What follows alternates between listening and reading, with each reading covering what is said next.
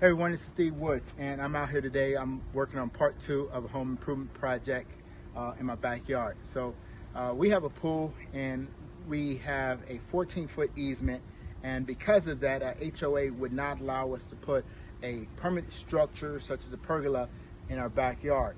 And so it's very hot. We're here in Pearland, Texas, just south of Houston. It gets 100 so degrees, and so we just wanted a structure that we can put over here while we're out in by the pool. And so I came up with the idea to put some sunshade poles up so I can attach a shade sail. And so this is fabricated design, compliments of my friend Oscar Herrera with WREM Welding and Fabrications. And so we got this idea to put this pole right here. This pole actually is in 2 pieces, 2x2 galvanized pipe, slides up and down so I can adjust the height as I want.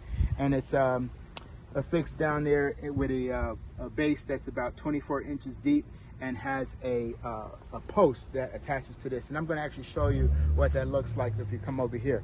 So this is the actual post that I showed you. You can see that what goes above ground.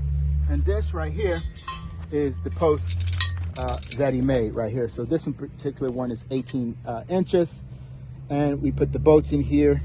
He has welded those there so I don't have to worry about when I'm torquing this down. This is going to go into the ground. I put some peat gravel and put my mixed concrete solution in there. I took these Sonos tubes, which I'm going to put on the top, which is going to give it a nice round edge, and I'm going to put the concrete in there, put this on top so the concrete can expand and get into the soil much better. And so once that's all done, I have 4 posts, can put my shade shell up and enjoy the sun out here in Houston, Texas.